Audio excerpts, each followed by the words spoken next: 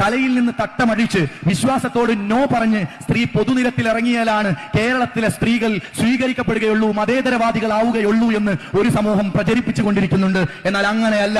തട്ടമിട്ടുകൊണ്ട് തന്നെ അധ്യാപകരാവാനും, തട്ടമിട്ടുകൊണ്ട് തന്നെ കളക്ടർ ആവാനും, തട്ടമിട്ടുകൊണ്ട് തന്നെ പൈലറ്റ് ആവാനും, തട്ടമിട്ടുകൊണ്ട് തന്നെ ചാനലിൽ വാർത്ത വായിക്കാനും കഴിയുന്ന തരത്തിലേക്ക്, യൂണിവേഴ്സിറ്റി പ്രൊഫസർമാരാക്കാൻ കഴിയുന്ന തരത്തിലേക്ക്, നിങ്ങളുടെ വിശ്വാസം സംരക്ഷിച്ചുകൊണ്ട് നിങ്ങൾ മുന്നോട്ട് പോകാൻ കഴിയുന്ന തരത്തിലേക്ക് കേരളത്തിലെ ദളിത് മുസ്ലിം ന്യൂനപക്ഷത്തെ മുന്നോട്ട് കൊണ്ടുപോകാൻ ലീഗല്ലാതെ മറ്റാരാണ് എന്റെ പ്രിയപ്പെട്ടവരെ ഉണ്ടായിരുന്നത് എന്ന് നിങ്ങൾ ചോദിക്കണം. ഇത് നിങ്ങൾ കാണണം. ആൻഡി ഫ്ലവേഴ്സ് എന്ന് പറയുന്ന അഡ്വക്കേറ്റായ, വക്കീലായ ഒരു മനുഷ്യാവകാശ പ്രവർത്തകയുടെ ഒരു വല്ലാത്ത ആർട്ടിക്കിളാണ്. ഈ ആർട്ടിക്കിളിന്റെ പേര് ഫ്രം ഷാബാനു ടു കൗസർ ബാനു എന്നാണ്. ആ മുന്നിൽ നിൽക്കുന്ന മനുഷ്യനുണ്ടല്ലോ, അയാളെ കൊല്ലാൻ കത്തിയെടുത്ത് വന്ന RSSകാരനായിരുന്ന മനുഷ്യനാണ് ഈ കൂടെയുള്ളത്. അപ്പുറത്ത് നിൽക്കുന്നത് കൗസർ ബാനുവാണ്. എന്താണ് കൗസർ ബാനുവിന്റെ ചരിത്രം? നിങ്ങൾ ഇന്ത്യയിൽ നമ്മൾ എന്തൊരു മുസ്ലിം ലീഗ് ആവണം എന്നതിന്റെ ഉത്തരത്തിലേക്കാണ് ഞാൻ കടന്നു പോകുന്നത്. ഈ ഫ്രം ഷാബാനു ടു കൗസർ ബാനു എന്ന ആർട്ടിക്കിളിൽ കൗസർ ബാനുവിന്റെ ജീവിതത്തെ കുറിച്ച് പറയുന്നുണ്ട്. ഏത് ജീവിതത്തെ കുറിച്ചാണ്? ഒരല്പനേരം എന്റെ പ്രിയപ്പെട്ട ഉമ്മമാരെ, നിങ്ങൾ ഈ പൊരി വെയിലത്ത് ഇത്ര നേരം നിന്നതുപോലെ ഒരിത്തിരി സമയം നിങ്ങളുടെ മനസ്സും കണ്ണും കാതും എനിക്ക് നൽകണമെന്ന് ഞാൻ സ്നേഹത്തോടെ പറയാം. എന്താണ് ഈ കൗസർ ബാനുവിന്റെ ചരിത്രം? ഞാൻ നിങ്ങളോട് നെഞ്ചു വിരിച്ച് പറയട്ടെ, ഞാൻ മനസ്സ് തട്ടി പറയട്ടെ,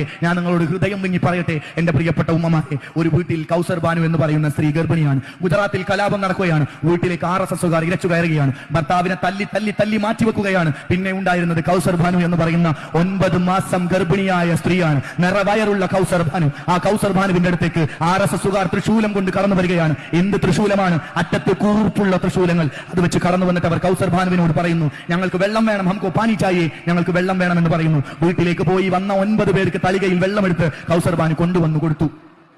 അവർ ആ വെള്ളം കുടിച്ചു. വെള്ളം കുടിച്ചിട്ടോ അവർ കൗസർ ബാനുവിന്റെ 2 കൈകൾ കസേരക്ക് പുറകിലേക്ക് കെട്ടി. അപ്പൊ കൗസർ ബാനുവിന്റെ വയറിങ്ങനെ വീർത്ത് നിൽക്കുകയാണ്. ആ വയറ് വീർത്ത് നിൽക്കുന്ന കൗസർ ബാനുവിന്റെ കാലുകൾ കെട്ടി. എന്റെ അമ്മയെ ഒന്നും ചെയ്യരുത് എന്ന് പറഞ്ഞ് കുട്ടികൾ അടുത്തേക്ക് വന്നപ്പോ ഏറ്റവും ചെറിയ കുട്ടിയെ തല തിരിച്ചു നിർത്തി 2 കാലുകൾ വെച്ച് പച്ചക്ക് കേറിയിട്ട് കുട്ടിയെ വലിച്ചെറിഞ്ഞു. പിന്നെ ഉണ്ടായിരുന്ന കുട്ടിയെ തൊഴിച്ചിട്ട് കട്ടിലിനടിയിലേക്ക് മാറ്റി. കൗസർ ബാനു അലറി കരയാൻ തുടങ്ങി. അവിടെ ഉണ്ടായിരുന്ന ആ തീവ്രവാദികളായ മനുഷ്യർ കൗസർ ബാനുവിന്റെ ശരീരത്തിലേക്ക് കയറി അതിക്രൂരമായി കൗസർ ബാനുവിനെ ബലാത്സംഗം ചെയ്തു. നിങ്ങളൊന്ന് ആലോചിച്ച് നോക്ക്. 9 മാസം ഗർഭിണിയായ ഒരു സ്ത്രീയോട് ഒരു മനുഷ്യനും ചെയ്യാൻ കഴിയാത്ത ക്രൂരത.